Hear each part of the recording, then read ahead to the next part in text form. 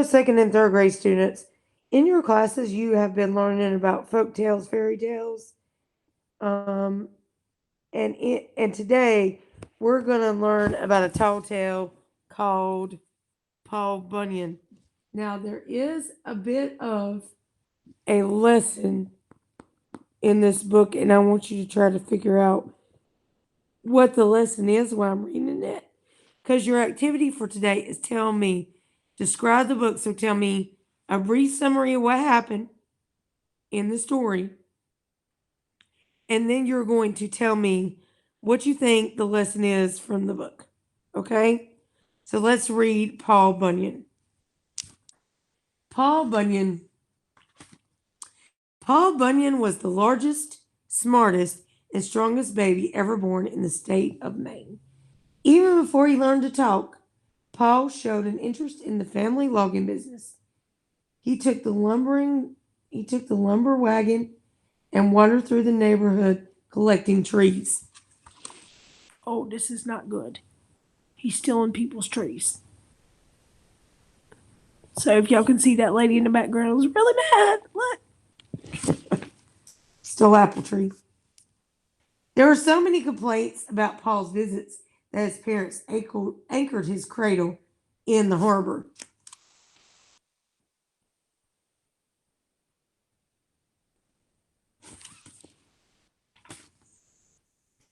All was well until Paul started rocking the cradle and stirring up waves. After his parents had paid for the damage, they decided to move to the backwoods where life would be more peaceful.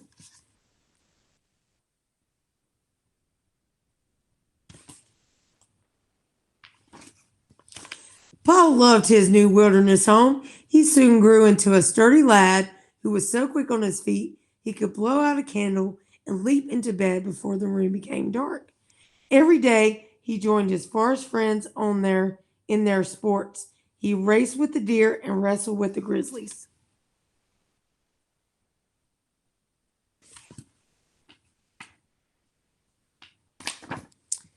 One morning, Paul awoke to find the world under a blanket of blue snow. He heard a moan from inside a snowdrift, and there he found a shivering ox calf. Paul adopted him and named him Babe. Before Paul and Babe began growing, both Paul and Babe began growing at an astonishing rate, but the ox never lost the color of the snow from which he'd been rescued. As the years passed, two of them proved to be extremely helpful to in the family business.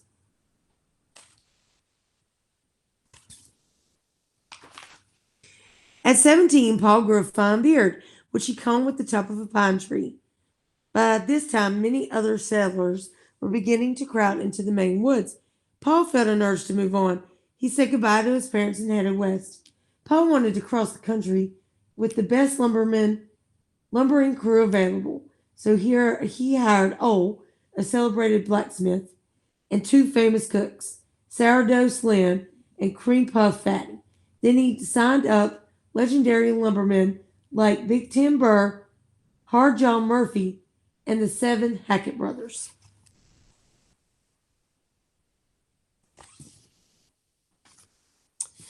Paul put the Paul put the camp buildings on wheels so that Babe could haul them from one forest to another. As soon as he had cleared the land, pioneers moved in to set up farms and villages. On the far slopes of the Appalachian Mountains, several of Paul's men were ambushed by a gang of underground orcs called Gumbaroos. Paul grabbed the camp dinner horn and blew a thunderous note into the Gumbaroos' cave, determined to blast the meanness right out of them.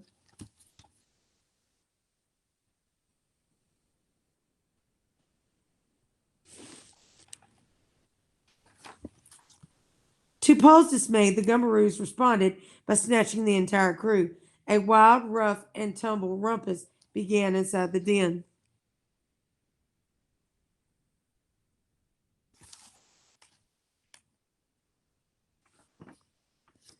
When the historic tussle was over, the Gumbaroos needed 6 weeks to untangle themselves. They disappeared into the depths of the earth, and they've never been heard from since. Paul's next job was to clear the heavily forested Midwest. He hired armies of good woodsmen and built enormous new bunkhouses. The men set up to bed in balloons, and parachuted back down to breakfast in the morning. Unfortunately, the cooks couldn't flip flapjacks fast enough to satisfy all the newcomers.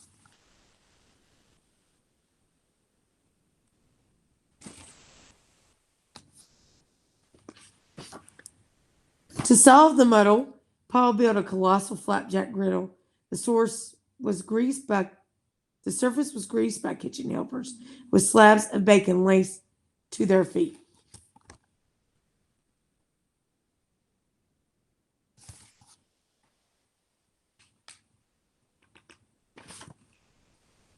Every time the hot griddle was flooded with batter, it blasted a delicious flapjack high above the clouds. Usually the flapjacks landed neatly beside the griddle, but sometimes they were a bit off target. Paul took a few days off to dig the St. Lawrence River and the Great Lakes so that barges of Vermont maple syrup could be brought to camp.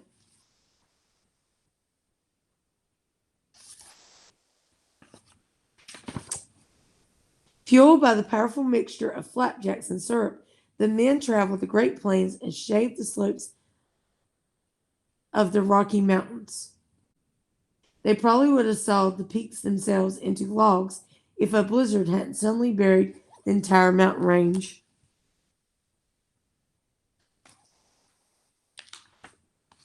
The blizzard continued for several years, snuffing out the springs, summers, and autumns. The crew burrowed into their bunkhouses and hibernated. Babe became so depressed that Paul asked Ole to make a pair of sunglasses for his friend. When Babe saw the world colored green, he thought he stumbled into a field of clover. He began eating the snow with such gusto that soon the treetops reappeared.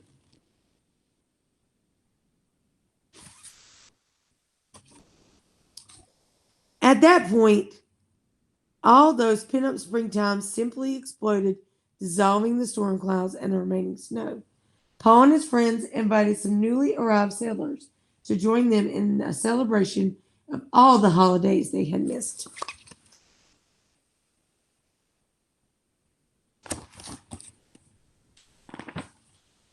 After the festival, the lumberjacks continued their journey, and as they headed southwest, the blistering sun and the giant Texas varmints proved to be more of a problem than they had expected.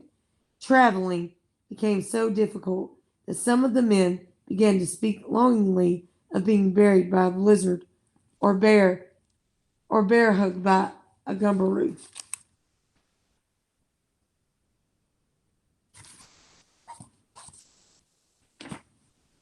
While crossing Arizona, the griddle curled up like a burned leaf and the batter evaporated. Deprived of their flapjacks, the lumbermen became weak and discouraged. Paul's great axe fell from his shoulder, gouging a jagged trench which today is known as the Grand Canyon.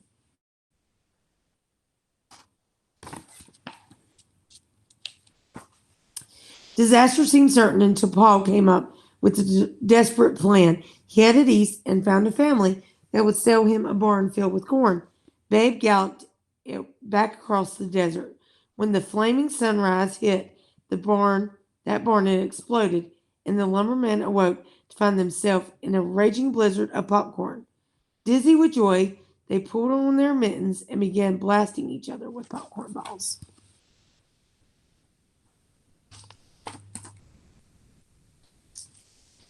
A westerly wind kept the cooling clouds of popcorn swirling around Paul and his crew until they crossed California and reached the Pacific Ocean.